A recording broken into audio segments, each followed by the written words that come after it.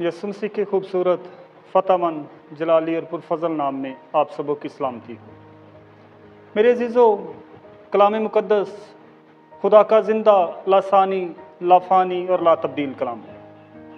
ये हर ज़माने के लोगों के लिए तहरीर किया गया है।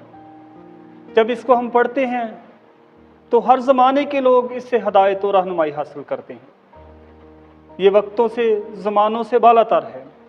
इसमें हर इंसान के, हर दौर के इंसान के लिए हदायत और रहनुमाई मौजूद है।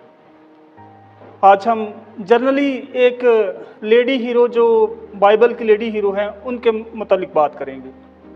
आप सभी आस्तर की किताब से वाकिफ़ हैं। और खुदा जो हमारा ज़िंदा खुदा है, वो अपने हर नबी, हर पैगंबर, अपने हर लीडर के ज़रिए से जो कलाम मुक़द्दस में दर्ज हैं, हमें कुछ ना कुछ सिखाते हैं। आज हम देखते हैं कि आस्तर जो खुदा की एक नबियाँ हैं, एक बरगुज़ीदा हैं, आज जो बाइबल के हीरो, लेडीज़ हीरो हैं, उनके मुताबिक हम क्या देखते हैं, बाइबल मुक़द्दस में से क्या सीख सकते हैं। अब पहले तो हम उस किरदार पर गौर करेंगे कि जिसके सबब से आस्तर एक मलका बनती है।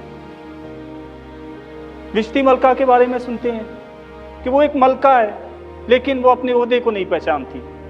जब बादशाह उसे तलब करता है, जब बादशाह उसे बुलाता है, तो वो आने से इनकार करती है और उसकी जगह पर फिर आस्तर को चुना जाता है, आस्तर को मुकर्रर किया जाता है, आस्तर को उसकी जगह दी जाती है। खुदा अपने मंसूबों को ज़रूर ही पूरा करता है।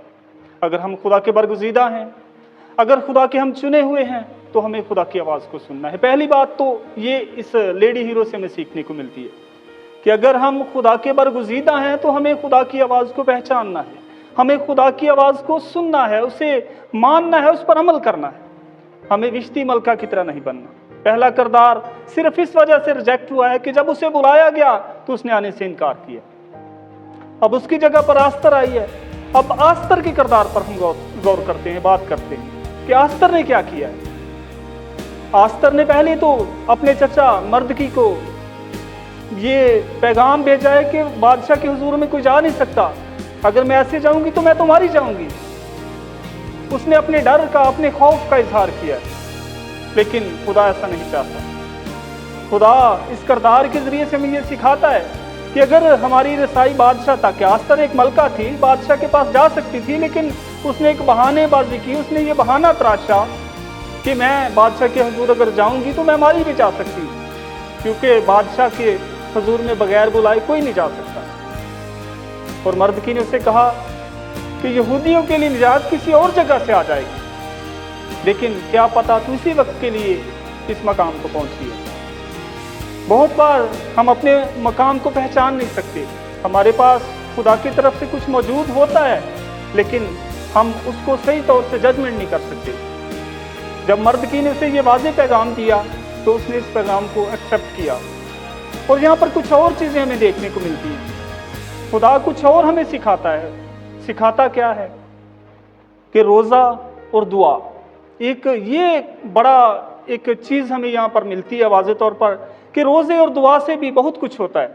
अब वो बादशाह जो गज़बनाक हो जाता है, बगैर बुलाए अगर कोई उसकी बारगाहों में, अंदरूनी बारगाहों में चला जाता है, तो वो गज़बनाक होता है और वो उसको कत्ल भी कर सकता है। लेकिन आस्तर ने जब ये रिक्वेस्ट की कि मेरे लिए रोज़ा रखा जाए, मेरे लिए दुआ की जाए, तो उसके लिए ये सब हुआ। और बादशाह ने उसकी तरफ अपना सुनहला आसा, यानी ज़िंदगी का पैगाम उसे दिया, उसे अच्छाई का, भलाई का पैगाम दिया। अब बात ये है कि ये किताब हमें ये सिखा रही है, ये किरदार हमें ये सिखा रहा है कि रोज़े और दुआ का हमारी ज़िंदगी में एक बड़ा ताल्लुक है। अगर हम रोज़े में ठहरेंगे, अगर हम दुआ में ठहरेंगे, तो वो मकासद जो बज़ाहिर हमें हासिल होने नामुमकिन नज़र आते हैं, वो भी मुमकिन हो जाएंगे। दूसरी बात ये है कि आस्तर एक हीरो है, एक लीडर है, और उसकी रसाई बादशाह तक है। हम जो यहाँ पर मौजूद हैं, हम खुदा के चुनिंदा लोग हैं, खुदा के बरगुज़ीदा लोग हैं, बुलाए हुए लोग हैं।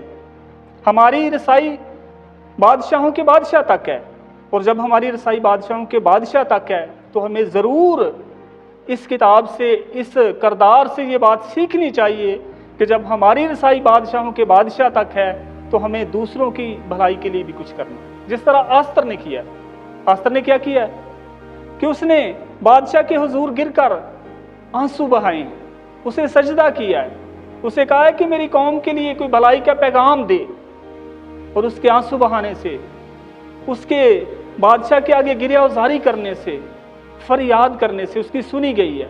और ना सिर्फ वो खुद हलाकत से बची है बल्कि उसने अपनी कौम को भी बचा लिया। आज हम सब जो खुदा के बुलाए हुए हैं उनके लिए ये पैगाम है कि अगर खुदा ने हम पर मोहर की है, अगर हमें बुलाया है, तो हम भी उस कौल को पूरा करें। क्योंकि कलाम मुकद्दस में लिखा है कि बुलाए हुए तो बहुत हैं लेकिन बरगुज़ीदा थोड़े हैं। हमें बरगुज़ीदों में शामिल होना है।